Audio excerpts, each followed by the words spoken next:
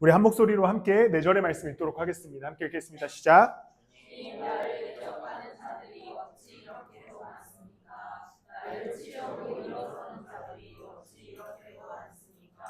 나를 빗대어 하나님도 너를 돕지 않는다 하고 빈정대는 자들이 어찌 이렇게도 많습니까? 그러나 주님은 나를 에워싸주는 방패, 나의 영광, 나의 머리를 들게 하시는 분이시니 내가 주님을 바라보며 소리 높여 부르짖을 때에 주님께서는 그 거룩한 산에서 응답하여 주십니다. 요 셀라라고 시편에 등장하는 것은 뭐 우리나라 민요로 따지면 뭐 얼수, 얼씨구 뭐 이런 식으로 알고 계시면 됩니다. 보통 이제 봉독할 때 읽지 않으면 되고요. 오늘은 우리가 시편 3편 말씀, 지난주와 동일하게 다윗에 관한 이야기로 말씀을 함께 나눠보고자 합니다. 창훈쌤께도 이제 카톡을 하나 보내주시면 되고요. 지난주에 너무 불공정했다. 왜냐면 창훈쌤께는 정보를 드리지 않고 문제를 맞추라고 해서 좀 불공정했다. 이번 주는 창훈쌤을 차별하지 않기 위해서 창훈쌤께 미리 정보를 카톡으로 드리고 퀴즈를 다시 한번 맞추도록 하겠습니다. 지난주는 다윗이 왕 되기 이전의 역사였죠. 오늘 퀴즈는 다윗이 왕이 되고 나서 역사입니다. 개인적으로 지난주 오은이 받아먹기 해놓고 오늘 안 와가지고 아무튼 한번 보겠습니다. 자, 창훈쌤 받으셨습니까? 아내가 아마 카톡을 했을 겁니다. 네. 공정함을 위해서 창훈쌤이 받으셨으면 이제 그때부터 받으셨습니까? 자, 순서대로 나열하시면 됩니다. 밧세바를 범하고 우리아를 죽였다. 인구조사를 실수했다. 법궤를 예루살렘으로 옮겼다. 유다의 왕이 됐다. 압살롬이 반란을 일으켰다. 자, 순서대로. 자, 뭐 아무거나 그냥 뭐 던져보시면 되는 겁니다. 자, 네, 집사님. 4, 2, 3, 1, 5. 땡입니다. 자, 뭐 자신감 있게 왜 지난주는 막 자신감 있었는데 이번 주 주영이. 4, 3, 1, 2, 5. 땡. 이삭. 4, 1, 3, 5. 땡. 제요. 2, 3, 4, 5, 1. 땡. 차우쌤. 3, 4, 1, 2, 5. 땡. 이삭. 4, 1, 2, 3, 5. 땡. 4, 3, 2, 1, 5. 땡. 수정. 미안.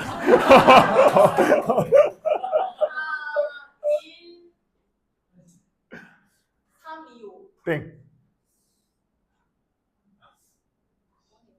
4가 시작하는 네, 4가 시작은 맞습니다. 유다가 왕이 됨으로부터 시작하고.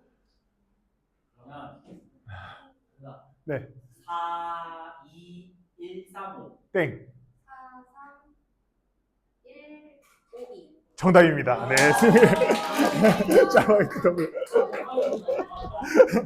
지난주에는 신라면 그냥 신라면 안 드렸고 겉면으로 드렸고 짜파게티도 블랙으로 드렸습니다. 4 왕이 됐고 그 다음에 왕이 되고 나서 헤브론으로부터 법궤를 예루살렘으로 옮깁니다. 그리고 나서 이제 밧세바를 죽이고 밧세바를 범하고 우리아를 죽이고요. 그 다음에 압살롬이 반란을 일으키고 인구조사가 다윗이 죽기 전에 마지막으로 일으켰던 실수, 범죄입니다. 네. 오늘이 이제 퀴즈 마지막에 다음 주 퀴즈 없습니다. 오늘 우리가 나누고 싶은 이야기는 지난주는 우리가 사울에 의해서 죽을 뻔했던 다윗의 이야기를 나눴다면 오늘은 압살롬이 반란을 일으키는 이야기를 통해서 말씀을 나누어 보고자 합니다. 다윗은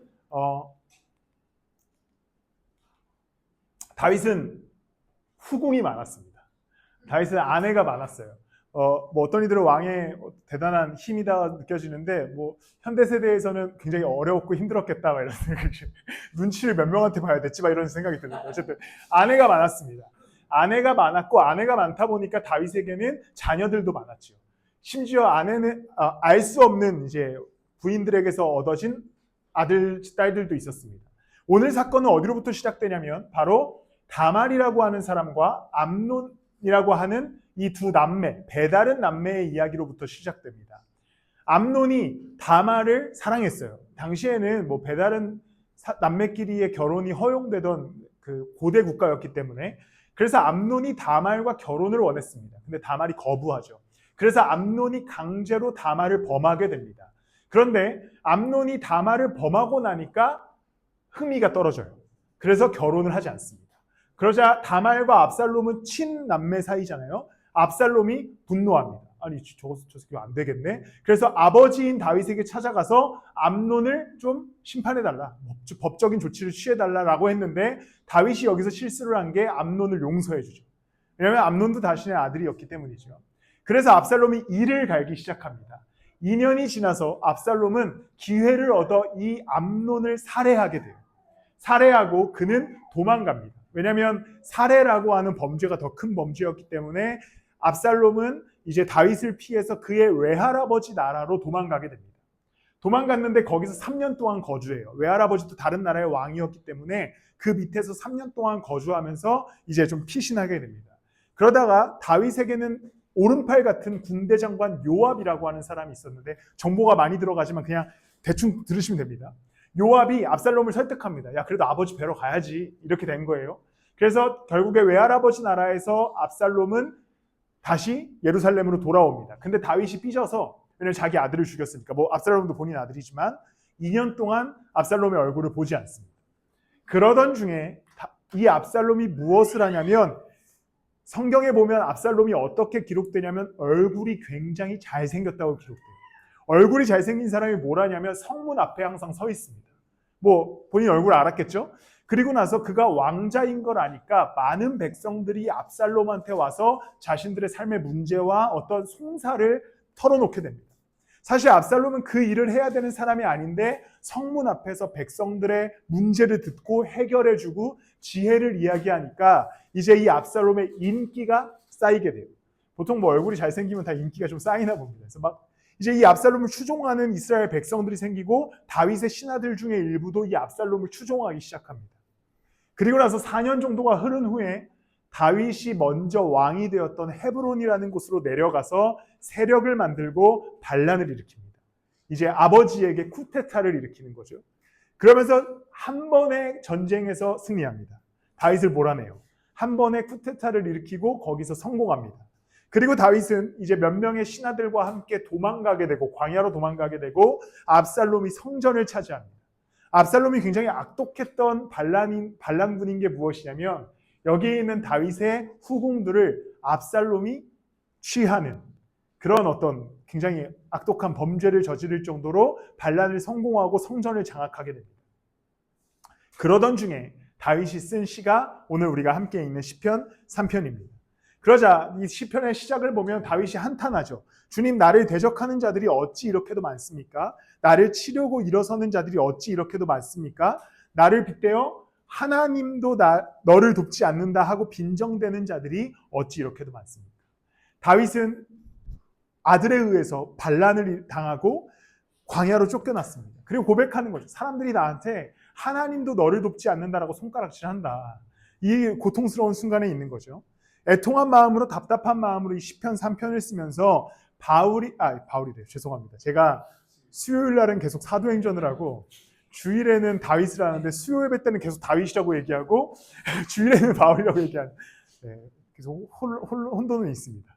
어쨌든 그가 이제 다윗이 이렇게 고백합니다. 내가 주님을 바라보며 소리 높여 부르짖을 때에 주님께서는 그 거룩한 산에서 응답하여 주십니다 라고 얘기합니다. 다윗은 고통 속에 있었습니다. 다윗은 광야 가운데 있었지요. 문제 속에 있었습니다. 근데 그가 어디를 바라보냐면 그 거룩한 산에서 응답하실 하나님을 바라보죠. 거룩한 산은 어디냐? 예루살렘을 뜻합니다. 보통 당시 이스라엘은 산악지대에 있었고 원래 이방 민족들이 이스라엘을 산의 나라라고 별명을 붙였었거든요. 이제 그 거룩한 산, 예루살렘, 하나님이 계신 그곳을 바라보는 것이죠. 근데 굉장히 아이러니한 상황이죠. 다윗은 광야에 있었습니다. 예루살렘에 누가 있었습니까? 압살롬이 예루살렘을 점령한 상태였습니다. 그런데 이런 상황 속에서 이 다윗은 예루살렘을 바라보면서 뭐라고 고백하냐면 그 거룩한 산, 사실 거기는 압살롬이 지금 차지하고 있지만 하나님이 계신 그곳에서 나에게 응답하여 주실 것에 대한 확신으로 기도하기 시작합니다. 그는 광야에 있었지만 성전에 계시는 하나님을 바라봅니다. 그 하나님을 바라보며 애통하는 마음으로 기도하기 시작하는 것이지요. 그리고 나서 그는 비록 광야에 있었으나 거룩한 산, 즉 그 성전에서 응답하여 주실 하나님에 대한 확신으로 다윗은 기도하고 찬양하기 시작하는 겁니다. 하나님은 거룩한 산에서 응답하여 주실 것이다. 그는 비록 지금 성전에 있지 않았고 광야에 있었지만 여전히 성전에서 살아계시는 그 하나님이 광야에 있는 나를 건져내 주실 것에 대한 확신과 믿음으로 기도하고 있는 겁니다. 그가 이러한 기도가 가능했던 이유는 그가 광야에 있었으나 성전에 계신 하나님을 온전히 신뢰했기 때문입니다. 그가 성전에 계신 하나님을 신뢰하지 못했다면 광야에서 절망적인 고백이 나왔을 겁니다. 아니, 왜 나를 이 광야로 보내셨습니까? 그 성전을 왜 압살롬에게 넘기셨습니까? 이러한 고통스러운 고백이 나왔겠지만 다윗은 광야 가운데서 성전을 바라보면서 그가 그 거룩한 산에서부터 나에게 응답하여 주실 것이다라는 확신 속에서 부르짖기 시작합니다. 기도하기 시작하는 것이죠. 우리의 삶도 삶의 문제와 어려움을 만나고 또 고통의 순간을 지나갑니다. 왜 나에게 이런 광야와 같은 시간을 허락하셨을까? 왜 나에게 이 고통의 순간을 지나가게 하실까? 수많은 의문과 의구심을 갖게 됩니다. 근데 그때 우리가 해야 하는 것은 우리도 성전을 바라볼 수 있어야 하는 것이죠.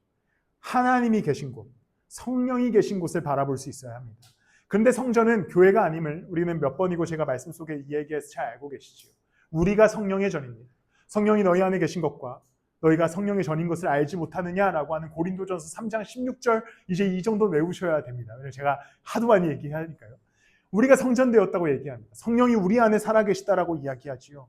그럼 우리가 고통 속에서 어디를 향해 나아가야 합니까? 나와 함께 하시는 성령 앞으로 나아가서 우리도 다윗이 했던 것처럼 부르짖을 수 있어야 되는 것이죠. 기도할 수 있어야 되는 겁니다. 오늘은 우리가 이 기도에 관한 이야기를 함께 좀 나누어 보고자 합니다. 우리의 삶이 이미 성전되었습니다. 성령의 임재의 장소가 되었지요. 이것은 성령께서는 오늘도 여전히 살아서 우리 가운데 역사하신다라고 하는 뜻이고 근거입니다. 그럼 우리가 광야 가운데 있는 우리의 인생과 우리의 삶이 어려움과 문제 속에 만났을 때에 우리는 어떻게 살아가야 하는가? 이 성령을 바라보는 것이죠. 다윗이 물리적인 광야에서 살아있는 성전을 바라보며 하나님이 그 거룩한 산에서 응답하실 것이다라고 하는 믿음과 확신을 고백했던 것처럼 우리가 어려움과 문제를 지나갈 때에 내 안에 계신 성령을 의지하여 기도할 수 있어야 됩니다. 우리는 기도해야 됩니다. 왜냐하면 성령을 바라보고 일하시는 하나님을 바라보아야 하는 것이죠. 명확하게도 하나님을 바라보지 않고서는 우리는 정답을 찾을 수 없습니다. 다윗은 광야 속에서 성전을 의지하지 않고서, 즉 하나님을 의지하지 않고서는 정답을 찾을 수 없었습니다. 그렇기 때문에 다윗은 하나님만 의지했고 우리도 이 땅을 살아가는 가운데 부르짖듯이 기도하지 않고서는, 성령 앞에 나아가 우리의 삶의 문제를 내려놓지 않고서는 어떠한 답도 찾을 수 없음을 기억하십시오. 기도해야 됩니다. 우리는 어디서나 언제든지 기도해야 됩니다. 심지어 성경에서 기도할 때 야, 힘들면 기도해, 마음이 어려울 때 기도해라고 말씀하시지 않아요. 뭐라고 얘기합니까? 쉬지 말고 기도해라. 끊임없이 기도해라. 그 이유는 우리 안에 계신 성령께 나의 삶을 의탁하고 그가 일하실 수 있도록 우리의 삶을 내어드리는 것에 있습니다. 로마서 8장 26절 말씀을 우리 함께 읽도록 하겠습니다. 함께 읽겠습니다. 시작. 성령께서도 우리의 약함을 도와주십니다. 우리는 어떻게 기도해야 할지도 알지 못하지만 성령께서 친히 우리가 말할 수 없는 탄식으로 우리를 대신하여 도와주십니다. 로마서 8장에 보면 성령께서도 우리의 약함을 도와주신답니다. 그리고 그 성령이 그냥 가만히 계시는 것이 아니라 친히 이루다 말할 수 없는 탄식으로, 이 탄식은 원어로 보면 한숨으로 우리를 대신해서 한숨을 쉬어주시면서 우리를 대신해서 기도해 주신답니다. 성령은 살아서 말할 수 없는 탄식과 기도로 우리와 함께하고 계시기에 우리는 이제 그 성령을 바라봄으로 그분을 의지하며 이 땅에서의 삶을 맡겨드릴 수 있어야 되는 것이죠. 성령님께서 우리의 약함을 도와주고 계시고 성령께서 우리의 인생을 인도하고 계시다는 믿음이 있다면 우리는 언제든지 그가 우리를 도우실 것에 대한 확신으로 그와 함께 걸어갈 수 있어야 되는 겁니다. 그러니까 여러분, 고통과 좌절과 절망을 만났을 때 성령을 의지하는 일을 소홀히 하시면 안 됩니다. 왜냐하면 우리의 약함을 도와주시는 분이 성령이잖아요. 그 어떠한 것도 우리를 돕지 않는데 성령께서는 말할 수 없는 탄식으로 우리를 돕고 계시다고 말씀합니다. 그런데 우리가 이 성령을 붙들지 않고 나아가지 않으면 우리가 어떠한 유익을 구할 수 있겠습니까? 이 땅에서, 이 세상에서, 우리가 걸어가는 이 삶에서의 모든 가치 속에서 어떠한 유익을 찾을 수 있겠습니까? 성령께서 우리를 위해 약함을 도우시기 위해 말할 수 없는 탄식으로 우리를 위해 간구하고 계십니다. 그 기도의 자리에 나아가 여러분들의 삶을 내려놓고 기도할 수 있는 여러분들이 되시길 축복합니다. 그가 분명히 들으시고 도우실 겁니다. 다윗은 광야에 있었습니다. 근데 그가 성전을 바라보면서 하나님 거기 계시는구나. 어떠한 마음이 생겼겠습니까? 위로가 있었겠지요. 담대함이 있었겠지요. 내가 지금 비록 광야에 있지만 하나님께서 이 모든 문제를 해결하실 것이다 라고 하는 확신이 있었을 겁니다. 잠시 뒤를 보시겠습니까? 저 헌금함 쪽을 보시면 도너츠가 있습니다.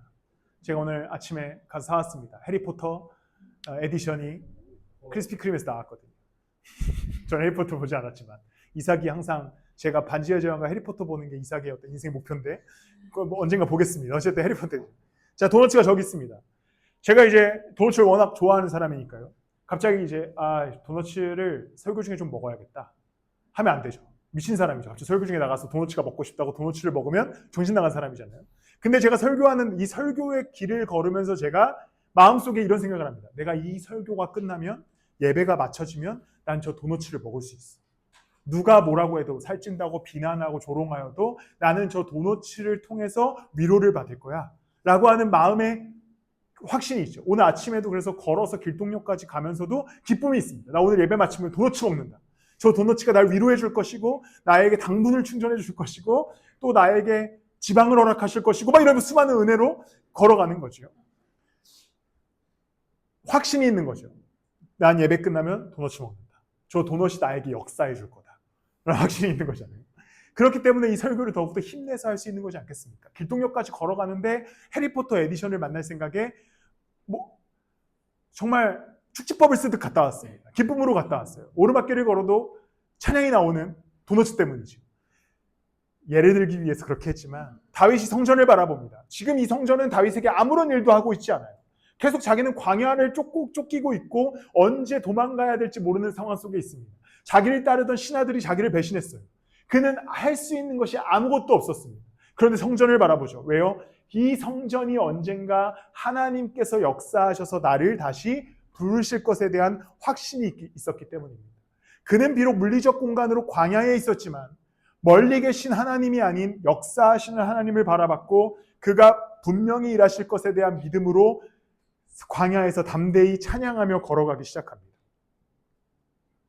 성령께서 우리에게 여전히 살아서 역사하고 계심을 기억하십시오. 여러분들이 삶의 문제와 고통과 어려움을 만났을 때 성령을 바라보십시오. 성령께서 분명히 그의 뜻과 그의 계획대로 나의 인생을 인도하실 것이다. 그는 가만히 계시는 분이 아니라 오늘도 살아서 역사하시고 우리의 약함을 돕기 위해서 우리를 대신하여 기도하고 계시는 분이다. 그렇기 때문에 어려움과 고통 속에서 성령을 바라보아 담대함을 얻으셨으면 좋겠습니다. 그러니 꼭 기도의 자리를 찾아가시고 성령과 함께 걸어가시는 여러분들이 되시길 바랍니다. 그런데 여기까지 보면 우리는 좀 위로가 얻죠. 역시 성령께서 우리를 위해 기도해 주시는구나. 하지만 우리는 27절 말씀을 볼 수 있어야 됩니다. 27절 말씀 함께 읽겠습니다. 시작. 사람의 마음을 꿰뚫어 주시는 하나님께서는 성령의 생각이 어떠한지를 아십니다. 성령께서 하나님의 뜻을 따라 성도를 대신하여 간구하시기 때문입니다. 성령께서 우리를 위해서 기도하신대요. 여기까지 우리 앞에 말씀은 많이 들어보셨죠. 성령이 말할 수 없는 탄식으로 우리를 위해 간구하시다. 성령님 짱이다. 내 기도 제목 들어주시겠죠. 근데 성령이 무엇을 대신해서 기도합니까? 하나님의 뜻을 따라 우리를 대신하여 간구하신다. 성령은 우리의 삶에 나의 뜻을 이루기 위해서 기도하시는 분이 아닙니다. 하나님의 뜻이 나의 뜻 가운데 임하고 나의 뜻이 하나님의 뜻이 될 수 있도록 기도하시는 분이 성령인 것이죠. 다윗은 고통 속에서 성전을 바라봅니다. 하나님을 바라보죠. 그러면서 다윗이 확신했을 겁니다. 그의 인생을 통해서 인도해 오신 하나님이 분명히 그의 뜻에 따라 자신의 인생을 인도하실 것에 대한 확신이 있었을 겁니다. 그렇기 때문에 그는 겸손하게 그 자리에서 기도하며 찬양하며 하나님을 찾아가는 것이죠. 우리도 마찬가지로 기도의 자리에 나아간다는 것은 단순히 떼쓰러 가는 시간이 아닙니다. 하나님, 내 기도 제목 좀 응답해 주세요. 나에게 좋은 것 좀 주세요. 나에게 좀 문제를 해결해 주세요. 그것이 아니라 우리는 이제 더 멀리 바라보기를 하나님의 뜻을 따라 기도할 수 있어야 되는 것이죠. 하나님의 뜻이 이루어지는 게 가장 완벽한 기도의 응답이기 때문입니다. 그렇게 기도한다는 것은 먼저는 우리의 약함을 가지고 기도하는 것에 있고, 그래서 담대함을 얻는 것에 있고, 두 번째는 나를 내려놓는 것에 있습니다. 하나님의 뜻이 이루어지기에 내가 순종하겠습니다. 내가 낮아지겠습니다. 내가 약한 마음으로 나아가겠습니다라는 고백인 것이지요. 최근에 이제 작년 5월부터 이제 거의 1년 넘게 화요성수라는 예배를 섬기고 있습니다. 초반에는 예배자들 다 포함해서 한 20명 정도가 모였었는데 요즘은 한 70명에서 80명 정도의 예배자들이 모이기 시작합니다. 거기에 설교자로 선다는 것은 거기 회중들이 좋아해 주죠. 예배가 끝나면 찾아오는 청년들도 많이 있고, 이제 2주 전에, 3주 전에 설교였을 땐가 이제 약간 문제가 터졌는데 청년 2명이 오는 거예요. 그래서 뭐 인사하러 왔나 보다. 그래서 뭐 안녕하세요 했더니, 목사님 저희랑 사진 한번 찍어주시면 안 돼요? 이렇게 해서 뭐지? 사진을 찍었습니다. 사진을 찍고 이제 뭐 인사하고, 화요성수는 어쨌든 뭐 여러분들 다 뜨겁겠지만 뜨거운 청년들이 오기 때문에 예배 끝나면 막 이제 와서 목사님 오늘 정말 설교 좋았습니다. 꼭 필요한 말씀이, 이런 피드백들이 자주 옵니다. 사진을 찍는 게 저한테 뭔가 되게 좀 충격적이었어요. 내 사진을 찍어가지? 그러면서 이제 제 마음에 교만해지지 않기 위해서 첫 번째 어떻게 생각하냐면, 얘네 분명히 신천지다. 그러니까 그분들은 진짜 신천지가 아닌데 내 사진을 찍어갈 리가 없다. 얘네 분명히 신천지다. 이러면서 혼자 막 마음을 좀 다잡았습니다. 얘네 분명히 신천지다. 내 얼굴을 가져가서 어디다 팔아먹으려고 하는구나. 막 이런 어떤 교만해지지 않기 위해서. 그러다가 무엇을 바라봤는지 아십니까? 제가 무엇을 바라봤을 것 같습니까? 라이트하우스 강동을 바라봤죠. 라이트하우스 강동을 바라보는 순간 겸손해집니다. 왜냐면 설교를 100번, 200번, 300번 해도 아무도 반응하지 않는 이 교회, 그곳의 담임 목사다. 너는 그곳의 담임 목사다. 너는 1년 내내 설교를 해도 아무도 오늘 설교 좋았어요라고, 제가 올해는 거의 한 번도 안 들어본 것 같은데, 오늘 설교 좋았어요라는 피드백이 없는 교회, 너는 그 교회의 담임 목사다. 희중아, 정신을 똑바로 차려라. 아무도 너의 설교에 반응하지 않고, 누구도 좋다 하지 않고, 누구도 은혜는 다 받겠지만, 너는 그 교회의 담임 목사다. 정신 차려. 멍청아, 정신 차려. 너는 화요성수에서 그냥 말하는 사람일 뿐이야. 정신 차려. 그래서 마음이 편안해집니다. 그렇지. 나는 강동을 바라보면서 그곳에서 겸손해지자. 여기서 내가 아무리 설교를 준비하고 열심히 전해도 누구도 반응하지 않는다. 겸손해지자. 넌 주님과 함께 있다. 겸손해지자. 이런 겸손함을 배우고 걸어가는 것이죠. 그렇습니다. 라이트하우스 강동을 바라보는 순간 목사 김희중은 인간 김희중이 됩니다. 주님, 나를 좀 불쌍히 여기소서. 나를 좀 도와주세요, 주님. 나를 죽이시던지 아니면 교회에 은혜를 베푸시던지 제발 나를 주세요. 수요 예배 때마다 제가 무릎 꿇고 사실 기도를 한 가지밖에 안 합니다. 주님, 나를 불쌍히 여기소서. 주님, 나를 불쌍히 여기소서. 주님, 나를 불쌍히 여기소서. 이 기도밖에 안 나와요. 여기에 이 검은색 이 테두리, 여러분들 나중에 혹시 기도할 일 있으면 여기에 한번 들어와 보십시오. 여기는 기도가 쌓여 있는데 무슨 기도가 쌓여 있냐면, 주님, 나를 불쌍히, 여기에 무릎 꿇으면 주님, 나를 불쌍히 여겨주세요라는 기도밖에 안 나와요. 주님, 나를 불쌍히 여기소서. 주님, 나를 그냥 불쌍히 여기소서. 차라리 죽여주세요. 차라리 데려가세요. 나를 불쌍히 여기소서. 겸손해지는 것이죠. 라이트하우스 강동만 바라보면 겸손해집니다. 그와 같이 다윗이 하나님을 바라봤습니다. 그가 완전히 겸손해졌죠. 그는 광야에 있었지만 하나님이 그의 인생을 이끌어 가실 것에 대한 믿음과 확신이 있었고, 그의 뜻이 아닌 하나님의 뜻대로 이끌어 가실 것에 대한 확신으로 그는 기도하기 시작합니다. 여러분, 기도의 자리에 나아가십시오.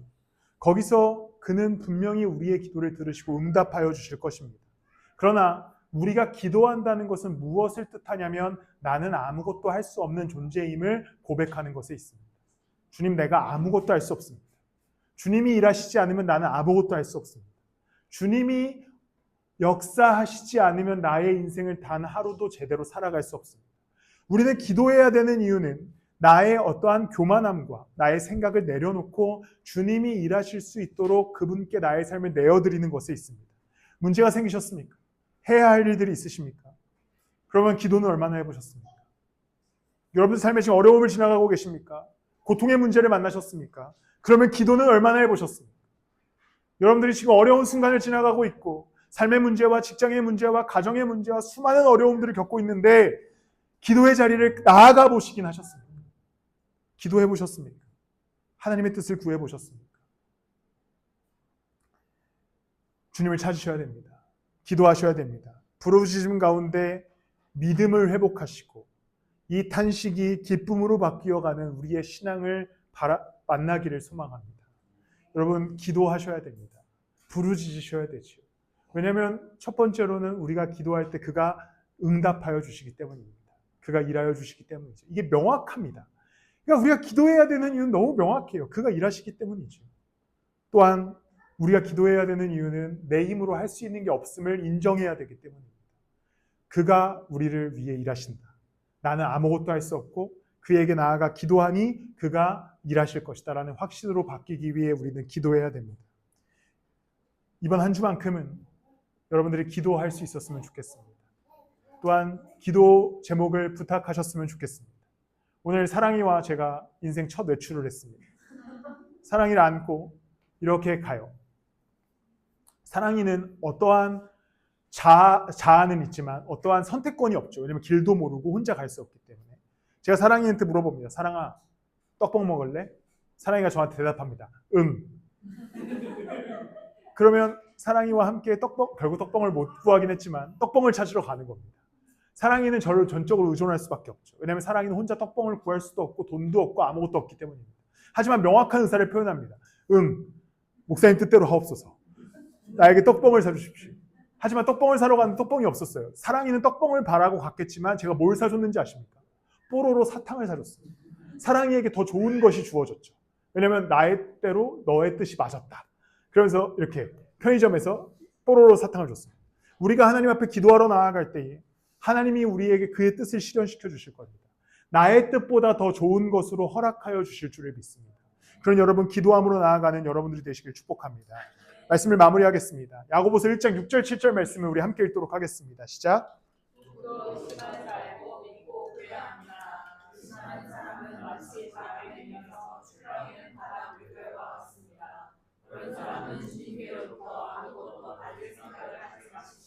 야고보서 말씀을 보니까 의심하는 사람은 바다에 출렁거리는 물결과 같답니다.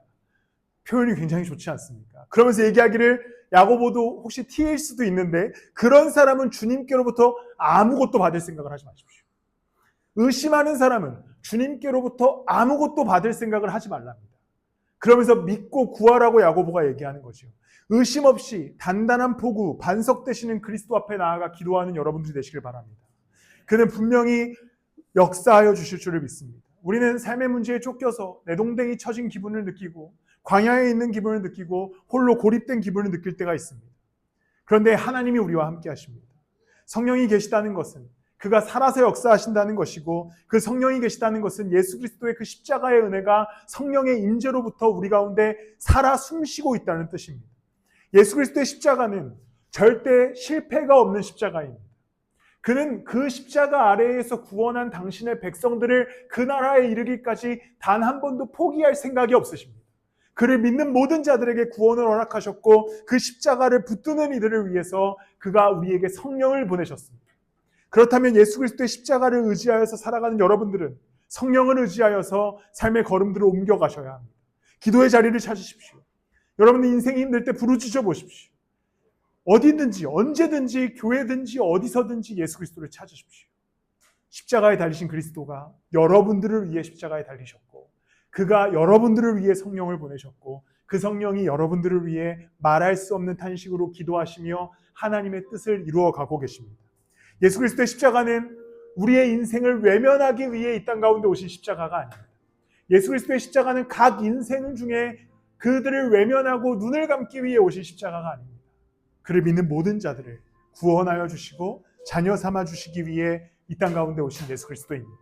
그는 여러분 한 명 한 명의 인생을 포기할 생각이 없으십니다. 하나님 나라가 무너지지 않고 예수 그리스도의 십자가가 취소되지 않고 성령의 임재가 다시 없어지지 않으니 이제 그 나라를 의지하여 예수 그리스도의 십자가를 의지하여 성령을 의지하여 기도의 자리를 찾고 하나님을 붙들어 나아가시는 여러분들이 되시기를 축복합니다. 우리 같이 기도하실 때 여러분 혹시 이런 기도가 맞는지 모르겠지만 이렇게 기도했습니다.